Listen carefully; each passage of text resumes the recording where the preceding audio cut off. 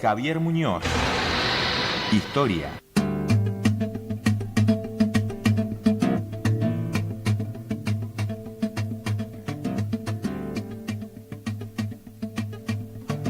Cinco minutos han pasado de las 9 de la mañana y bueno, como lo ha anunciado el presentador, ya estamos en compañía de Javier Muñoz. Profesor, ¿cómo le va? Buenos días. Buen día, me va muy bien.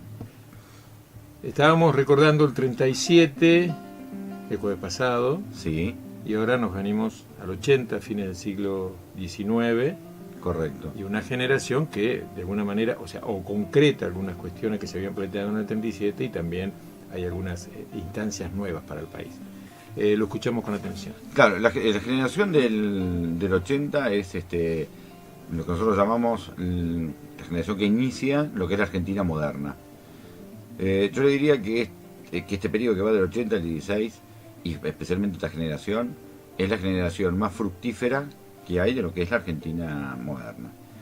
Sobre este tema hay varias críticas, obviamente, pero yo le diría que especialmente estos gobiernos que han surgido a partir del 80 y que van a iniciar 64 años de continuidad de carácter constitucional son en respecto a lo que es la Argentina moderna fundacionales.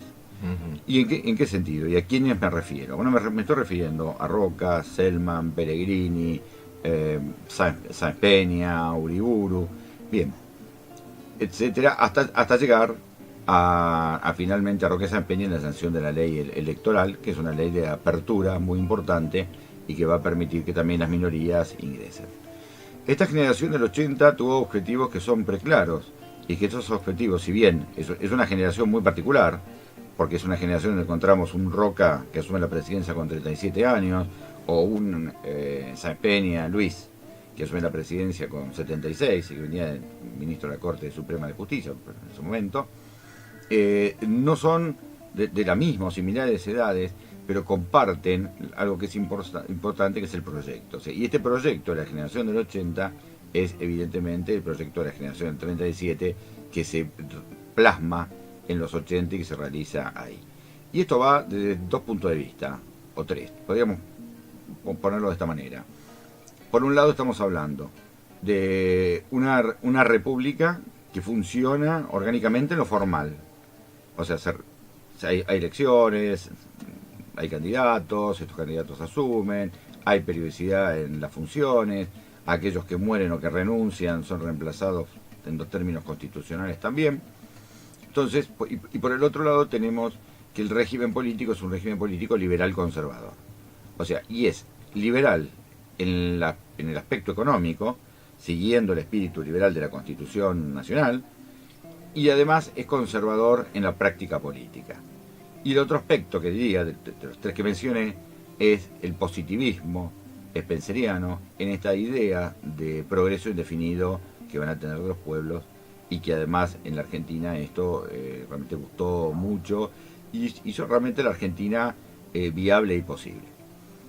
Fundamentalmente, desde el punto de vista político, el soporte que va a tener el inicio de la generación 80 va a estar dado en la Liga de Gobernadores, que esto es una creación del gobierno anterior, al 80, que es de Nicolás Avellaneda, pero que funciona, y esto significó la inclusión de los sectores dominantes provinciales en lo que va a ser el aparato político del país y además el aparato productivo del país. Huelga hablar del azúcar o la familia Patrón Costas en el norte, o también hay intereses que son intereses comunes y que son intereses de carácter económico, fundamentalmente en la clase dominante argentina, y que además van a detentar el poder político. Por el otro lado, el soporte político va a ser el Partido Autonomista Nacional, que es una unión del autonomismo y del liberalismo, que va a ser para algunos una instancia superadora de lo que fue la dicotomía federales, liberales de las décadas pasadas, y que además tiene una impronta tan importante en este partido que se caracteriza por ser un partido inorgánico. Y nosotros no estamos acostumbrados hoy a saber lo que es un partido inorgánico, que son aquellos partidos que se van a organizar simplemente para las elecciones y que no tienen o sus comités o sus locales, como usted lo quiera llamar, durante todo el año, abiertos o que dan capacitaciones, etcétera, que es un poco el sistema político que nosotros tenemos hoy. Sin embargo, este creo que fue el éxito que tuvo la generación del 80. Hay que sumarle a esto el voto que no es obligatorio, sino que es el voto a viva voz, sin registro de padrones, o sea, había que anotarse antes en un sistema de división de parroquias. Esto suena a Iglesia Católica y bueno, Sí. es más o menos porque corresponden a circunscripciones que eran en su momento de la Iglesia, pero que en realidad son circunscripciones de carácter político. Y además sí hubo otro tema que al ser el voto a viva voz, obviamente usted se podía sentir presionado en ese momento para cambiar de voto, decirle, bueno, no, alguien que le diga al oído, vote por Rodríguez, o vote por Jorge, o vote por fulano, o lo que fuere. De hecho, es uno de los temas pendientes que siempre tuvo, y que más se lo chocó a la generación del 80, fue el fraude electoral. Insisto, además, el voto no es obligatorio. Y usted sabe que en Argentina todas las cosas importantes son obligatorias. Esto va desde votar, ir al colegio en los niveles que corresponde y vacunarse. O sea, lo que le interesa lo he hecho obligatorio. Y no hay, frente a esto no hay alternativa. Con respecto al desarrollo de la Argentina, que esto fue uno de los grandes méritos, estamos hablando de las inversiones importantes en la Argentina a través de el ferrocarril, el telégrafo, la industria tipográfica, y además le diría también que hay un desarrollo muy importante producto de la inmigración. Entonces, esta Argentina, en la cual Alberti había dicho gobernar es poblar, se va a traducir en básicamente el proyecto inmigratorio. Y este proyecto inmigratorio se concreta en la generación del 80. Yo diría que vienen prácticamente casi 6 millones de inmigrantes, de los cuales quedan 2.200.000. Se activa la ley de inmigración en forma importante, más de 125.000 personas. ¿Algún objetivo específico? Vinieron. El objetivo específico es poblar y además responde a quién traemos para hacer qué cosas, ¿no? Y con la idea de poder trabajar en el campo, con la idea de hacer un recambio de gente, o sea, apurar los tiempos. Era apurar los tiempos. Y si la Constitución decía la inmigración europea, que es lo que básicamente se va a cumplir, pero Alberti pensaba en los anglosajones y acá vinieron italianos, españoles, un poquito de belga, algún inglés que estuviera vinculado al ferrocarril y que normalmente algunos de ellos no se quedaban y después volvían. También tenemos que entender que la renta diferencial de la tierra es tan importante en ese momento que podía absorber o los barcos que venían de Europa con lastre y llevarse los productos nuestros. Yo diría la aparición del primer barco, el Frigorifix, se llamaba el primer barco que hace el primer transporte de carne congelada, que independientemente que fracasó, se rompió el barco en la mitad del camino y la carne llegó podrida, pero todos los demás fue un desarrollo exitoso de eso, y además con tecnologías importantes, la cual está implícito la gente.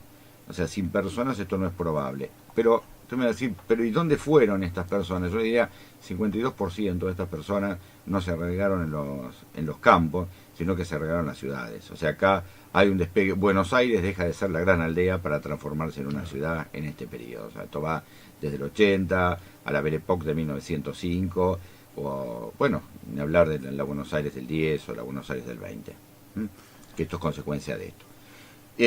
Y por otro lado tenemos que pensar en los factores exógenos y endógenos que desarrollan un modelo, que es el modelo de desarrollo primario exportador, y que hace que si los endógenos son, bueno, ya tenemos la tierra, que la tuvimos siempre. Cuando hablo de la tierra me refiero a la tierra fértil. 60% de la República Argentina es un desierto, pero las tierras fértiles en Argentina son muy fértiles.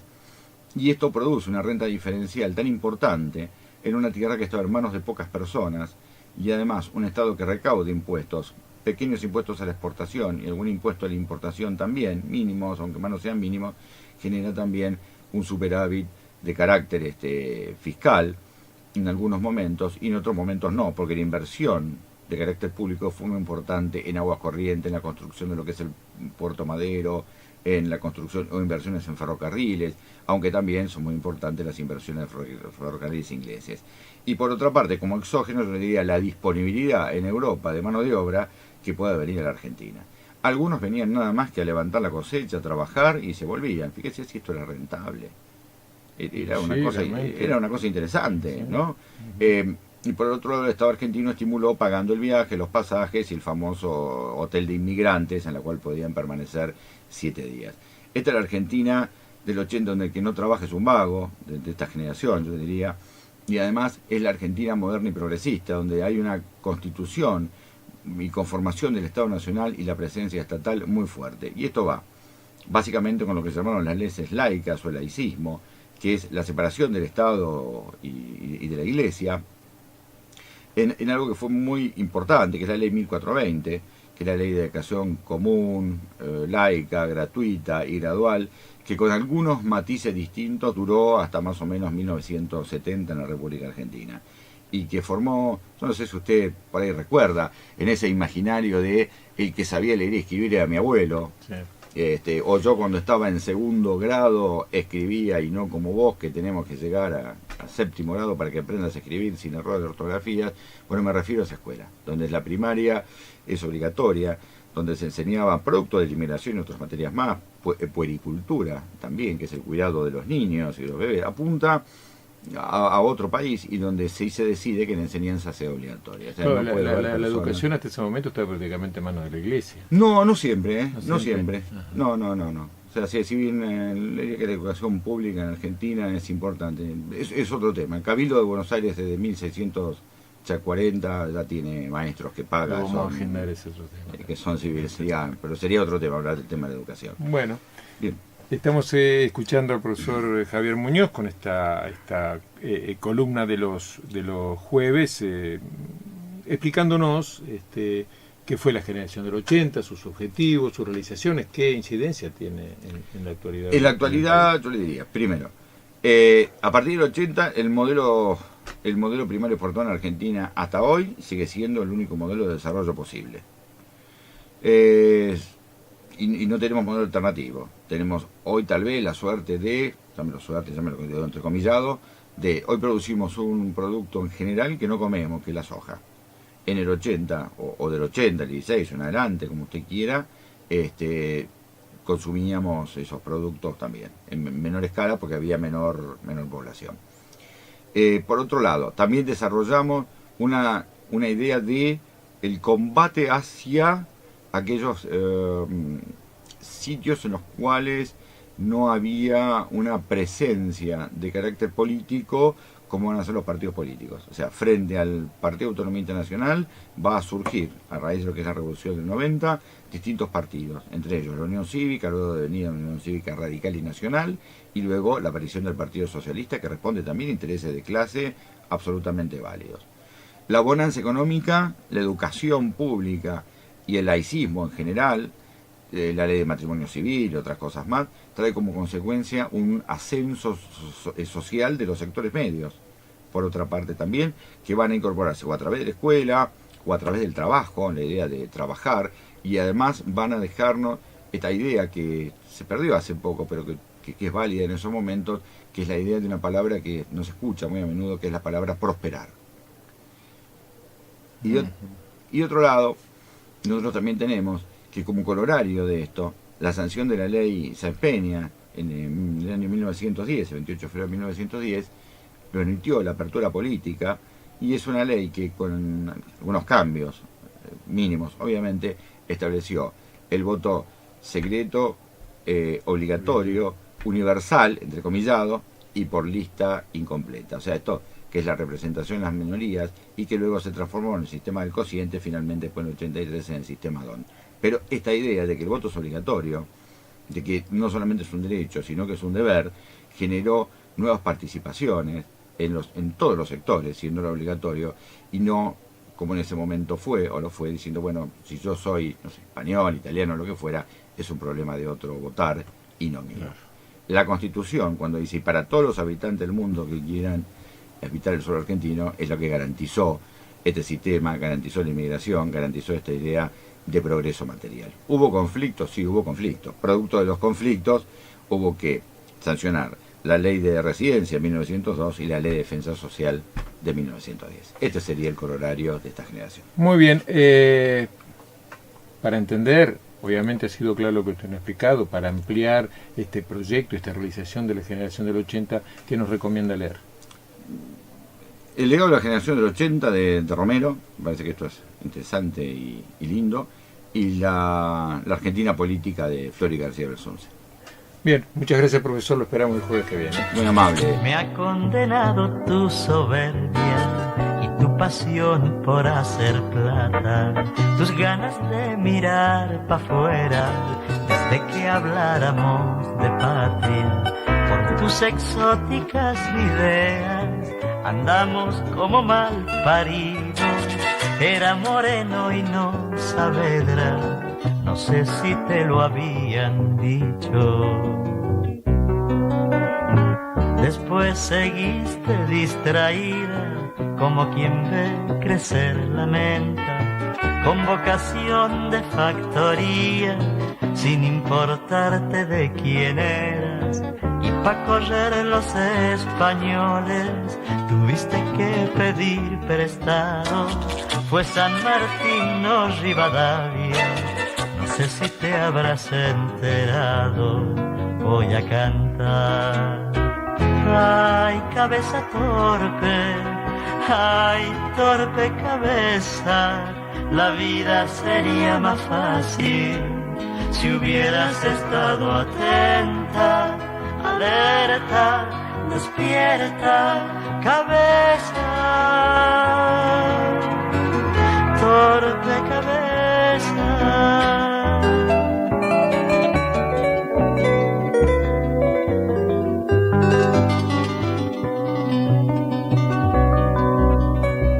Estás matando al ratón Pérez para comprar un topollillo, como borraste al señor Güemes entre algunos otros caudillos.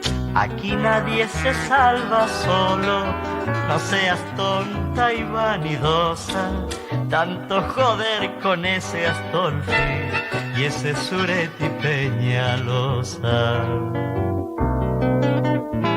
Hablemos de historias de amores que se hacen carne en nuestra gente. Si andabas de coqueterías, ¿cómo no estar indiferente a tanta sangre que corría adentro de tu propio cuerpo? Fue la difunta y no Camila, y vos en Babil, por supuesto, voy a cantar. Ay, cabeza torpe, ay, torpe cabeza, la vida sería más fácil si hubieras estado atenta, alerta, despierta, cabeza, torpe cabeza.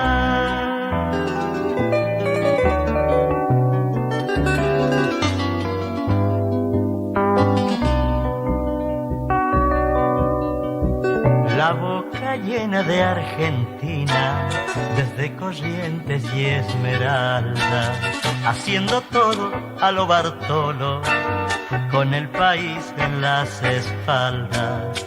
Podrías trasladar los barcos y si querés el presidente, tirar un cabo al noroeste, donde te espera un continente. Y ahora que termina el siglo en que andará tu inteligencia, tal vez te sirvan estos cantos para que pierdas la inocencia. Dijo que dicen que dijeron que te salvas sin salvavidas. Una cabeza resignada nos dura más que una atrevida. Voy a cantar. Ay, cabeza torpe, ay, torpe cabeza, la vida sería más fácil si hubieras estado atenta, alerta, despierta, cabeza.